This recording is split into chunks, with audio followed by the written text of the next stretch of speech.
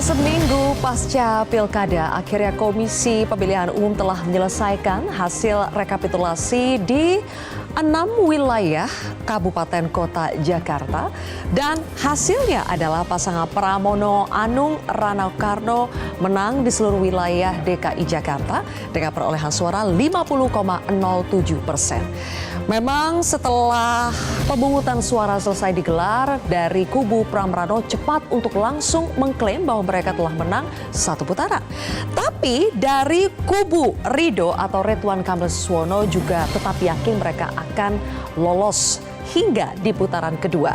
Tapi pemirsa, kubu Ridho pun juga membuat sayembara lapor kecurangan sampai melaporkan KPU DKI Jakarta ke DKPP atas tuduhan ketidakprofesionalan. Nah, sekarang dengan hasil rekapitulasi terbaru ini, apakah sudah bisa disimpulkan bahwa Jakarta dipastikan jatuh ke tangan pasangan Pramono Rano? Inilah kontroversi selengkapnya. Jadi, Jakarta punya siapa? Bersama saya, Zilvia Iskandar.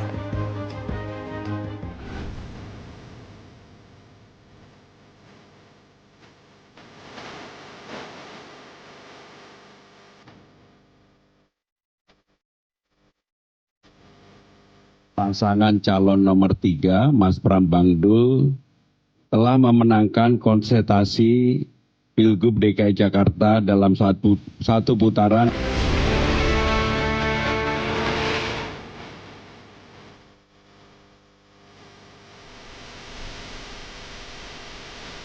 Input data yang kami terima menyatakan bahwa pilkada serentak 2024 di DKI Jakarta akan berlangsung 2 putaran.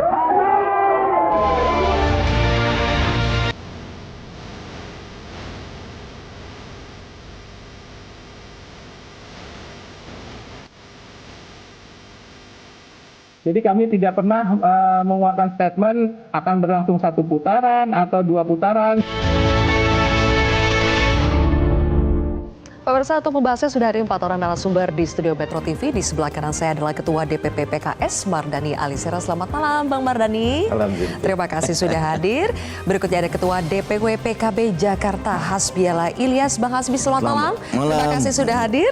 Kemudian di sebelah kiri saya ada juru bicara Pilkada PDI Perjuangan Ciko Hakim. Bang Ciko, selamat malam. Silvi. Dan juga ada Direktur Eksekutif Carta Politika Yunarto Wijaya. Mas Toto, selamat malam. Terima kasih semuanya sudah hadir di kontroversi malam hari ini. Pada hari ini sepertinya sudah ada kemajuan untuk hasil rekapitulasi suara Pilkada DKI Jakarta, karena dari rekapitulasi tingkat kabupaten kota ya sudah selesai untuk melakukan hasil rekapitulasi dan sudah diumumkan secara resmi hari ini sudah selesai semuanya di 6 wilayah. Kita akan coba lihat satu persatu bagaimana hasilnya untuk wilayah Jakarta Barat terlebih dahulu. Boleh diperlihatkan teman-teman. Untuk di wilayah Jakarta Barat rekapitulasinya hasilnya adalah kemenangan untuk pasangan Pramrano dengan jumlah suara lebih dari 500.000 suara. Kemudian disusul LK Suswono dan juga pasangan Darmakun. Berikutnya kita akan lihat rekapitulasi di daerah Jakarta Timur. Masih juga dimenangi oleh pasangan Pramrano dengan 635.000 lebih suara. Kemudian RK di 535.000 lebih suara. Kemudian pasangan Darmakun 136.935 suara. Berikutnya kita akan lihat di daerah Jakarta Pusat.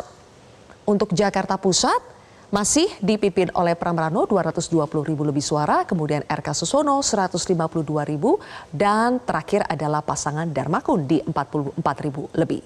Selanjutnya kita akan lihat di Jakarta Selatan. Jakarta Selatan juga masih diraih oleh Pramrano untuk angka tertingginya 491.000, kemudian RK Suswono 375.000 lebih dan Darmakun di 90.000 lebih. Selanjutnya untuk daerah Jakarta Utara.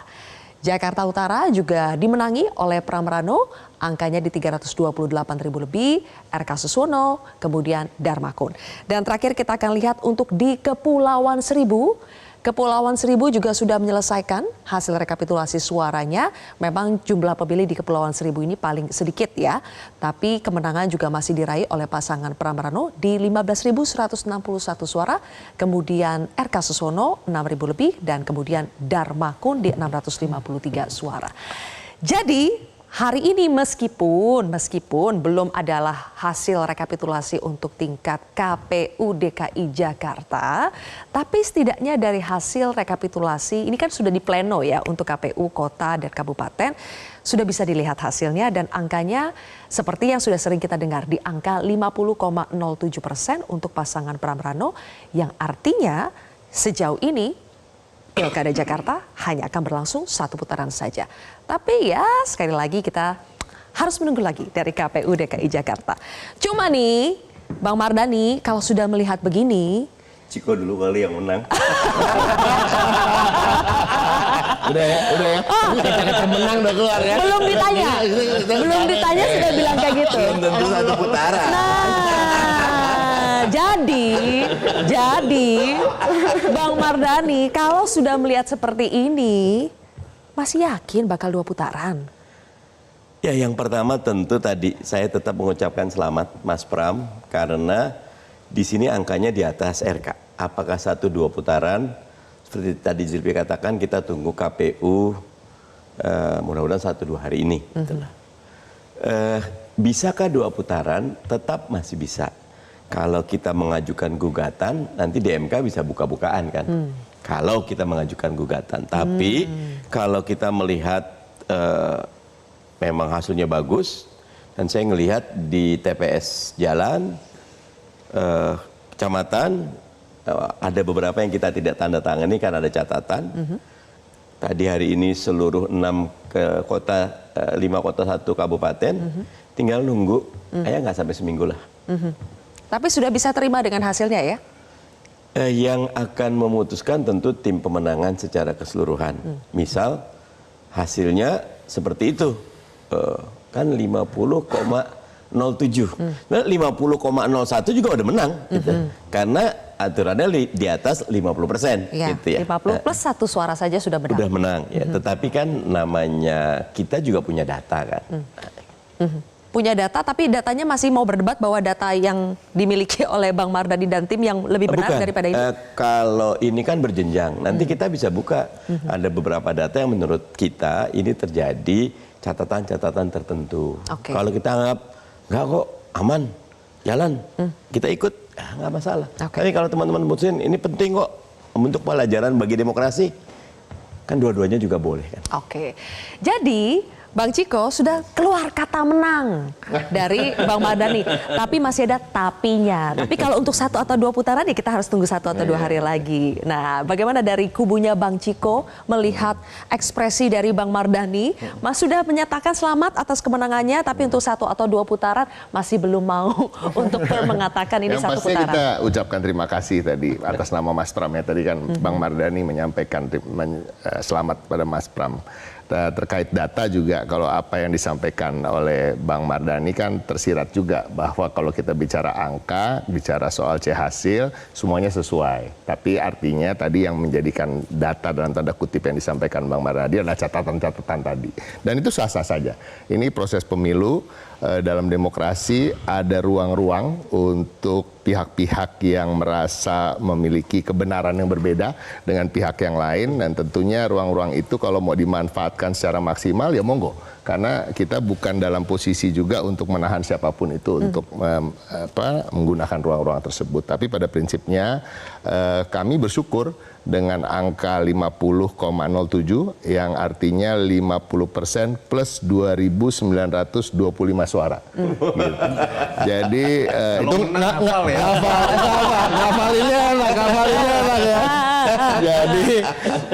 Jadi kami punya ekses 2.924 suara ya, dan 50% plus 1 orang tadi ya. Jadi pada prinsipnya itu yang membuat kami sumringah, bahagia, dan banyak yang mengatakan kenapa dari kemarin udah buru-buru banget, tergesa-gesa banget, bahagianya tergesa-gesa banget, ada syukuran-syukuran. Karena benar-benar jerih payah dari tim maupun paslon yang menjadi underdog di awal, Mas Pramono Anung itu tidak diperhitungkan. Bahkan di internal juga dipertanyakan ketika Ibu Megawati Soekarno Putri memilih beliau untuk maju. Namun beliau menunjukkan dalam beberapa minggu bisa meningkatkan elektabilitasnya dengan angka yang luar biasa. Bahkan di bulan Juli kalau waktu itu belum diputuskan beliau untuk maju, dilempar namanya ke publik 0,1%. Kemudian ketika beliau mendaftar 20 sekian persen. Dan sekarang 50,07. Toto belum ikutan tuh. Yang survei mana saya waktu itu. Di segmen berikutnya, surveinya abang-abang, di segmen berikutnya kita akan bahas. Tadi kita sudah cukup menyentil ya. Mas Pram ini berangkat dari angka survei 0,1%, tapi kemudian bisa keluar sebagai pemenang sejauh ini.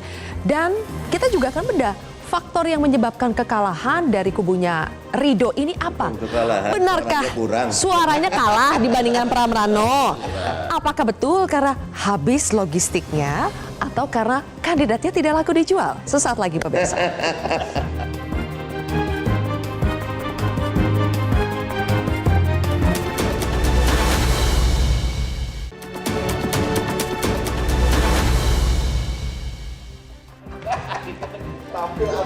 Baik pemirsa, kembali lagi di kontroversi. Oke, Mas Toto, dengan angka 50,07 hasil rekapitulasi di tingkat kabupaten kota, apakah masih mungkin ada 1% saja untuk masuk ke putaran kedua? Kalau bicara basisnya adalah hasil di KPU, hampir bisa dipastikan proses di kota hari ini sudah selesai semua. Artinya biasanya tinggal ketok palu. Bahkan akhirnya kan KPUD DKI mengatakan akan dipercepat. Batas akhir 16 Desember menjadi 7 sampai 9 Desember karena memang tinggal ketok palu. Biasanya tidak ada perubahan lagi. Tetapi kalau ditanya celahnya ada atau tidak secara sistem, masih ada MK yang kita tahu walaupun tidak mudah ya. Sekarang tuntutan buat teman-teman yang menggugat ini akan harus lebih siap. Kenapa? Ini pertama kalinya MK akan memutus ada 545 kepala daerah. Ada klausul juga yang kita tahu mengatakan bahwa ada threshold. Misalnya kalau untuk Jakarta itu 6 sampai 12 juta masuk di range 6 sampai 12 juta harusnya di bawah 1%. Selisih antara yang menggugat dengan hasil suara yang katakanlah dimenangkan oleh KPU begitu. Dan selisih antara pasangan 01 dan 03 kan di range 9% lebih.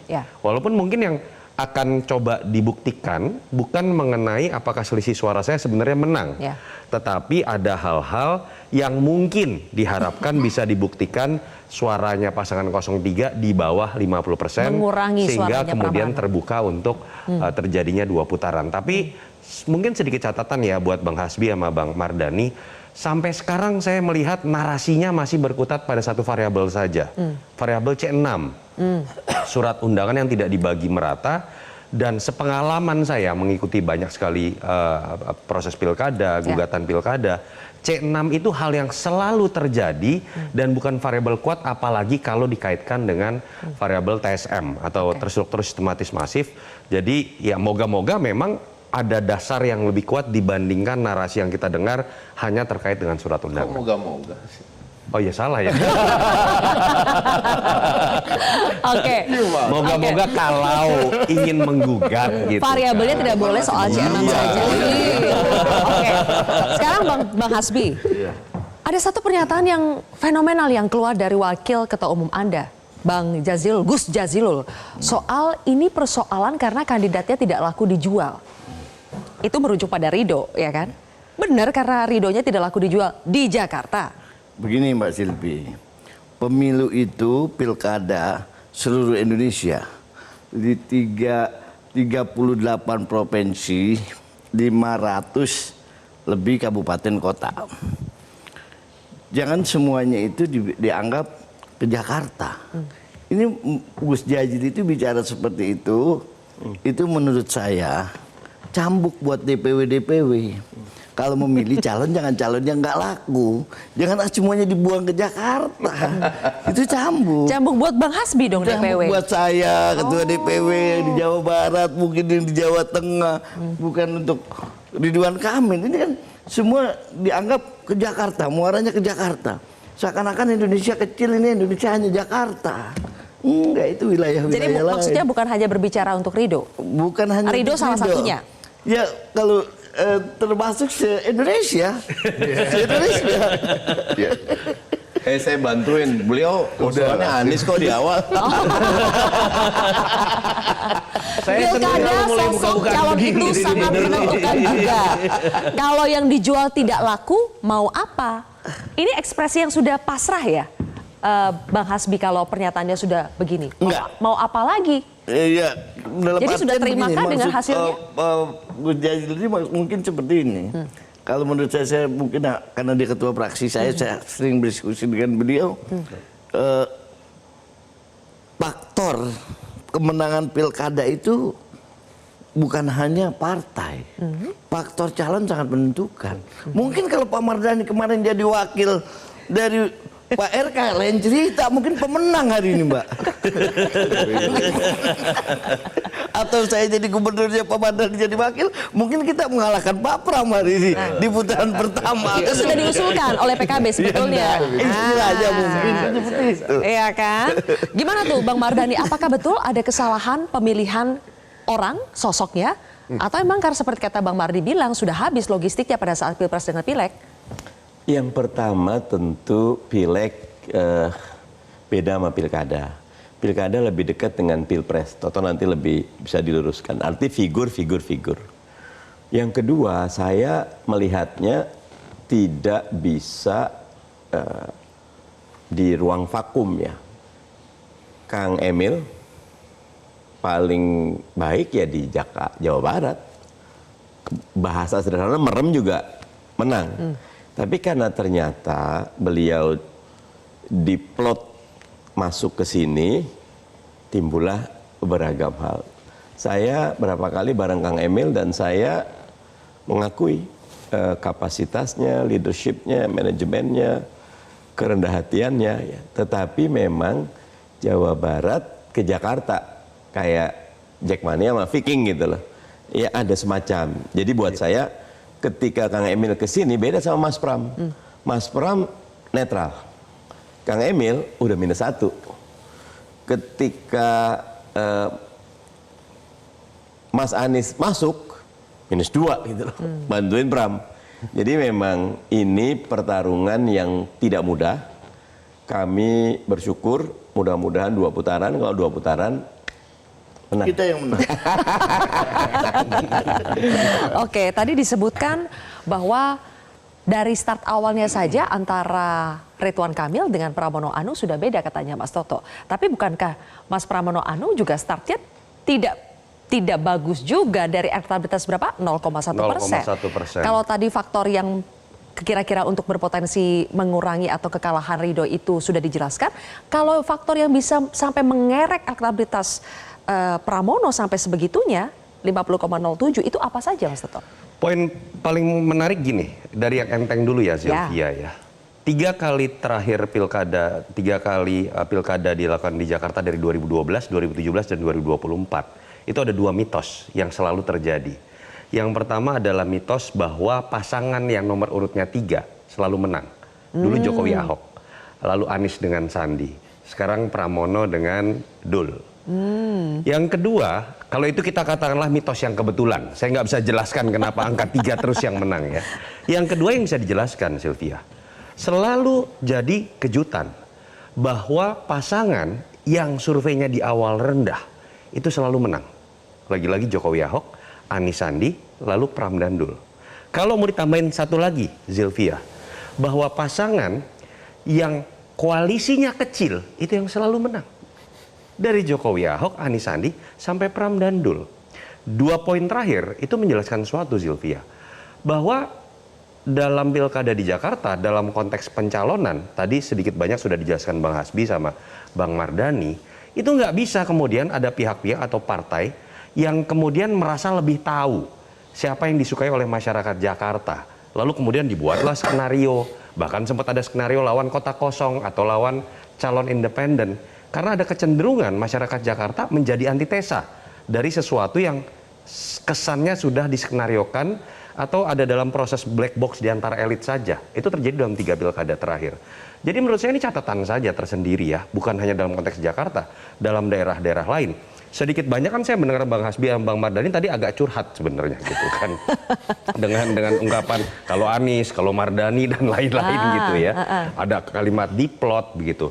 Dan itu yang menyebabkan pencalonan Kang Emil menjadi anti klimaks. Ketika awalnya sudah dinyatakan hampir pasti menang melawan Dharma Kun atau Kota Kosong, hampir pasti menang, tiba-tiba keputusan MK menjadi anti klimaks. Sementara pasangan Pram dan Dul akhirnya kalau dibaca di media monitoring itu menjadi pusat perhatian karena sangat mengejutkan. Yang kedua Zilvia, menurut saya ada hal yang secara berbanding terbalik terjadi. Kang Emil, saya berikan kritik langsung juga. Kang Emil ini malah energinya kok tidak seperti ketika dia maju di wali kota. Yang dulu tidak dianggap kuda hitam, lalu hadir turun ke masyarakat. Sekarang kok lebih sibuk gelendotan, menunjukkan dia dekat dengan Jokowi. Dia dekat dengan Prabowo. Ada 12 partai di belakang saya. Balik ke formula tadi lagi, Jakarta nggak suka yang seperti itu. Pram dan Dul, terutama Mas Pramono Anung, itu mencoba melepaskan image-nya hanya sekedar merah. Dengan memilih ketua tim ses yang bukan orang partai, dengan memilih warna yang bukan merah tapi oranye. Dan itu kan yang menyebabkan kalau saya lihat dalam beberapa dialog ya, tim sesnya 01 agak gregetan nih. Kenapa sih orang lupa bahwa di belakangnya yang namanya Pram dan Dul ada Megawati, makanya dipasangin stiker-stiker. Yang pasangin malah tim sesnya Ridho. Ada wajahnya Ibu Mega mengingatkan bahwa ini petugas partai. Nah, Mas Pram berhasil melakukan kondisi yang sebaliknya dilakukan oleh Kang Emil yang menurut saya adalah blunder. Mas Pram ingin menunjukkan bahwa dia tidak sekedar merah, dia ingin merangkul kekuatan lain, relawan, Jackmania, bahkan sesuatu yang kita anggap dua kekuatan besar paling terbelah dalam pilkada sebelum, itu berhasil disatukan yang bernama Ahokers dengan Anak Abah. Saya pikir poinnya di situ. Nanti kita akan bahas soal itu ya, menyatukan Ahokers dengan Anak Abah versus di situ kita tahu ada PKS yang sebetulnya partai yang militansinya luar biasa dan menjadi pemenang di DKI Jakarta. Tapi kenapa kalah dengan efek Ahokers dan Anak Abah? Sesaat lagi pemirsa, hanya di Kontroversi.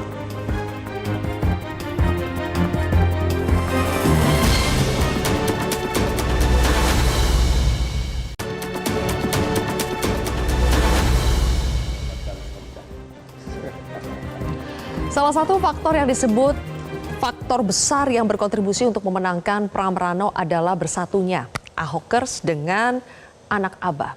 Bang Ciko, apakah itu memang dari awal sudah by design atau ini juga surprise buat kubunya Pramrano pada akhirnya Anak Abah dengan Ahokers itu bersatu? Kalau Ahokers sudah pasti lah ya karena PDI Perjuangan. Tapi Anak Abahnya? Tapi sebelum ke situ saya ingin memberikan rekognisi juga yang saya rasa akan diamini oleh semua yang lupa kita sebut adalah faktor Dul.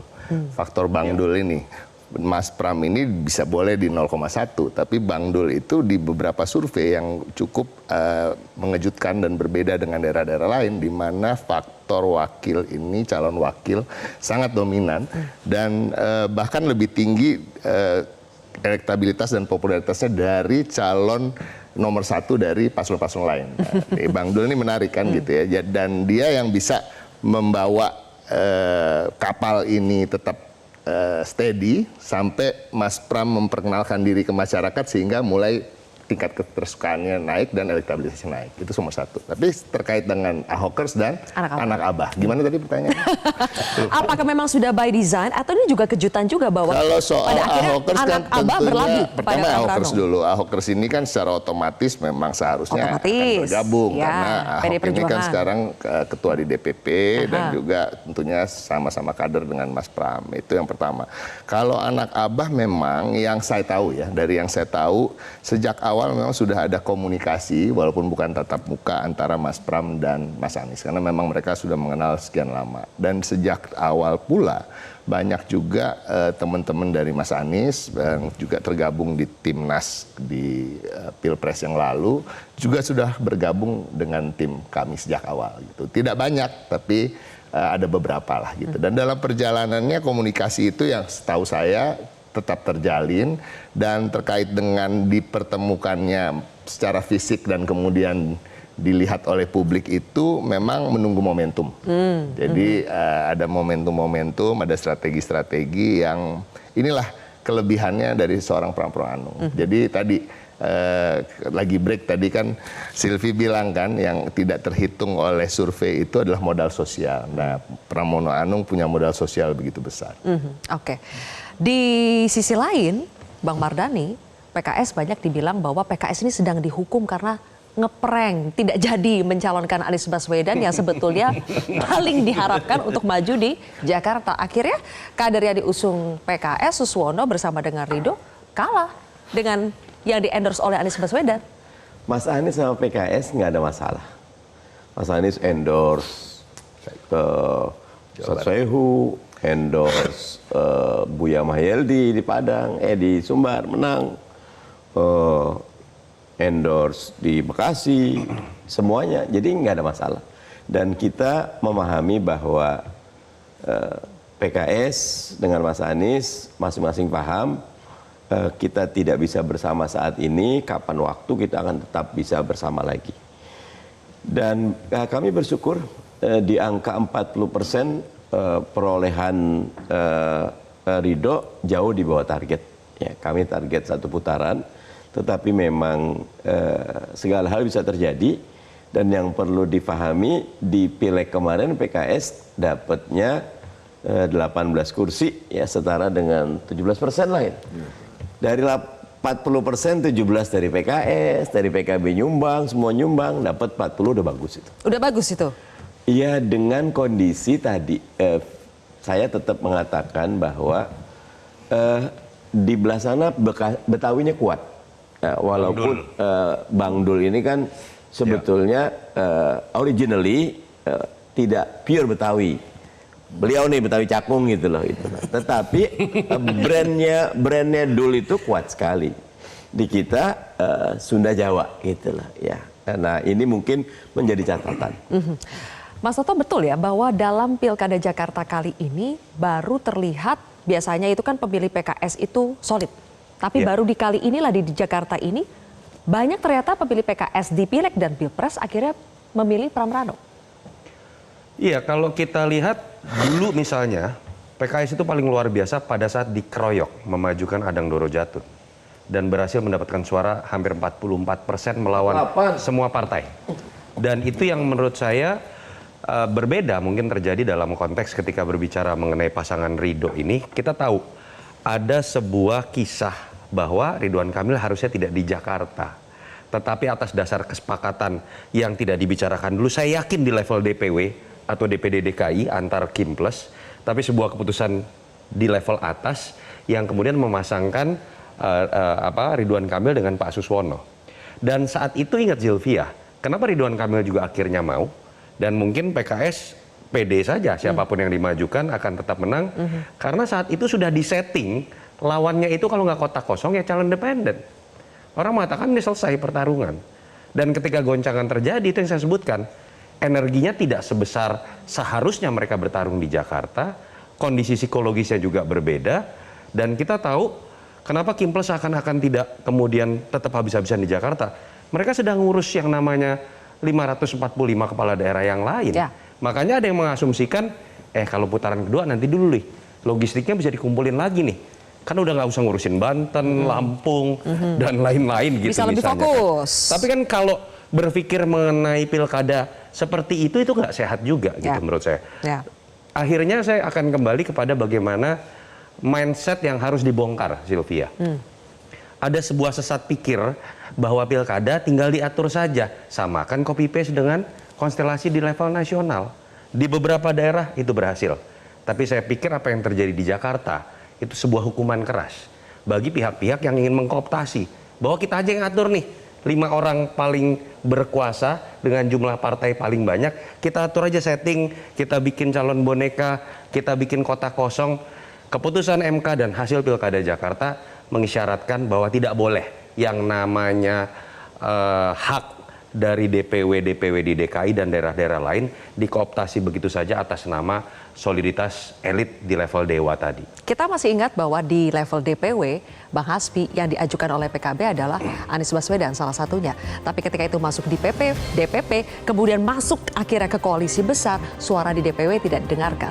Apa pendapat Bang Hasbi setelah pada akhirnya hasilnya tidak seperti yang diinginkan? Kita akan bahas pemirsa, usai jeda tetaplah di Kontroversi.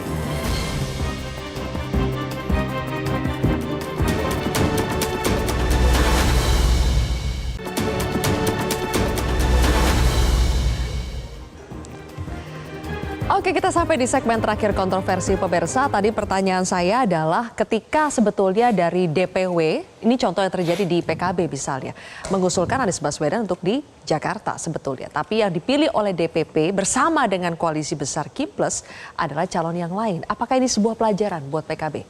Oh, enggak, ini bukan pelajaran, Pak Mas. Ini biasa menurut saya di dalam politik hal seperti ini. Memang pada waktu awal PKB bukan hanya mengusulkan Anies, Pak Anies Baswedan. Kita mengusulkan banyak. Misalnya pada waktu itu Ketua DPRD yang lama, Pak Prasetyo, kita usulin Anies Pras ini semua. Dan bukan hanya Pak Anies. Tapi bukan RK juga? Dan kita memang tidak pernah mengusulkan RK. Nah, karena memang dinamika politik yang ada, pada waktu itu keputusan MK belum ada. Dan keputusan MK ini kan di akhir.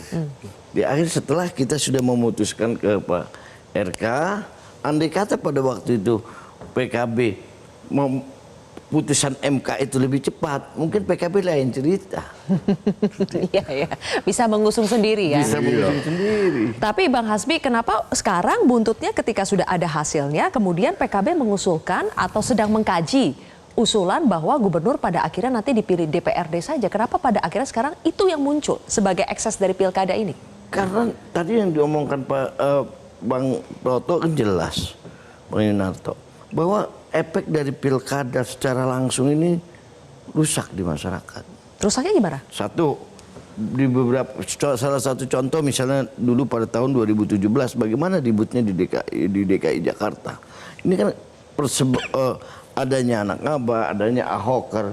Ini kan disebabkan karena konflik di pilkada pada tahun 2017. Itu yang pertama. Dan yang kedua, pilkada secara langsung itu memakan biaya yang sangat besar. Coba bayangkan, mungkin satu calon mungkin bisa menghabiskan puluhan miliar. Kalau setelah dia jadi itu imannya kuat atau tidak untuk tidak berbuat macam-macam, kan seperti itu. Lebih bagus menurut saya kita ikut Undang-Undang 45 lah sudah. Kembali ke DPRD. Dari PKS bagaimana Bang Mardhani? Apakah juga akan sepakat untuk mendorong kajian bahwa gubernur dipilih DPRD saja? Sebagai ekses dari rendahnya partisipasi pemilih di Pilkada Jakarta atau banyaknya persoalan di Pilkada serentak? Sebetulnya gini Zilvi, di 2024 ini catatannya di Pilkada 2024. Ini kan Pilkada serentak terakhir. 2015 Pilkada 2017, 2018, 2020, tadi 2024. Di 4 pilkada ini partisipasinya bagus. Bagus. Di sini ada catatan. Beberapa tadi Toto sampaikan lah ada semacam pengkondisian. Nah, buat saya sampai saat ini pilkada langsung punya kelebihan di mana masyarakat bisa mengetahui langsung kapasitas, kualitas, dan beberapa kajian dari Kemendagri, pilkada langsung ini menghasilkan pemimpin yang memang merit sistemnya terwujud. Tetapi yang Bang Hasbi tadi bilang ada ekses, pasti ada. Pilihan manapun pasti ada kelebihan dan manfaat dan mudaratnya. Kalau saya sampai saat ini pilkada langsung tetap yang terbaik, tetapi waktunya jangan dekat. Di beberapa kajian teman-teman yang menekuni kepemiluan memang sesudah pileg pilpres yang intens, kemudian tiba-tiba pilkada, conscious mindnya masyarakat tuh, aduh, udah capek gitu loh. Baik. Dan kita belum, contohnya gini, sekarang orang lagi sibuk sama Pak Prabowo, sibuk sama menteri-menteri, sibuk tiba-tiba ada hajatan itu kecepatan. 2 tahun sesudah itu sekalian nanti kalau midterm lah kalau di Amerika. Bisa biar menghukum. Kalau pemerintah bagus, maka calon pemerintah bagus. Kalau pemerintah buruk, dihukum di situ. Nah, itu kontrol kualitas yang bagus. Sudah lelah ditambah logistiknya sudah habis duluan ya Bang? Kalau logistik sih, kalau PKS murah selalu karena kader gitu. Terakhir nih Bang Ciko. Salah satu hal juga yang kita pelajari di sini adalah bagaimana pilkada serentak ini seperti menjadi pertarungan lagi antara Pilpres Jilid 2, PDI Perjuangan versus Everybody. Tapi meskipun PDI Perjuangan itu kalah di banyak wilayah, kemenangan di DKI Jakarta apakah ini means everything sebetulnya? Satu kemenangan di Jakarta itu sudah sangat berarti dibandingkan kekalahan-kekalahan PDI Perjuangan di wilayah lain. Sebenarnya kalau mau dihitung dengan pilkada sebelum-sebelumnya, kita nggak kalah-kalah amat. Jadi kalau memang di daerah-daerah besar kita kalah, makanya seperti itu kelihatannya. Bahkan kalau di daerah-daerah sekarang kepala daerah di tingkat gubernur kita lebih banyak daripada pilkada sebelumnya. Lebih banyak 2 lah kalau nggak salah, dari 6 menjadi 8. Tapi di daerah-daerah yang luar Jawa tadi. Tapi itu terjadi, dan menurut kami justru juga masyarakat juga bisa melihat kan, kalau kita dikeroyok sendirian kemudian kita bisa mencapai lebih dari 40% suara, sedangkan 15 partai hanya mencapai 50 sekian persen suara, kan sebenarnya nggak kalah juga ya. Intinya kan ini satu partai melawan everybody tadi. Tapi pada prinsipnya nggak juga terjadi di semua daerah. Banyak di daerah-daerah juga kita bersama dengan PKS juga ada, bersama dengan PKB juga banyak. Tapi daerah-daerah yang besar begitu. Tapi saya ingin mengomentari sedikit terkait dengan tingkat partisipasi tadi ya, boleh ya. Tingkat partisipasi tadi itu juga hukuman bagi Jakarta yang tadi disampaikan oleh Toto. Tapi yang belum dimention adalah tadi, selain ada desain yang memang sebenarnya tidak mencerminkan keinginan masyarakat, kalau kita ingat kan juga nama-nama yang muncul dengan angka elektabilitas tinggi tidak bisa mencalonkan, seperti Mas Anies, Pak Ahok, kan hal-hal seperti itu. Nah, memang ke depannya ini menjadi PR bagi partai politik untuk bisa betul-betul meyakinkan masyarakat untuk mendukung calon yang terbaik dari partai. Baik. Terima kasih Bang Cikong, Mas Toto, Terima kasih. Bang Hasbi, dan juga Bang Mardhani Alisera. Terima kasih. Tetap tertawa ya, Bang Mardhani sampai akhir ya, PKS tetap tertawa. Oke, terima kasih rekan-rekan sudah menyaksikan kontroversi pada malam hari ini. Saya Zilvia Iskandar, mewakili rekan-rekan bertugas mengucapkan terima kasih telah menyaksikan kontroversi. Sampai jumpa di episode berikutnya.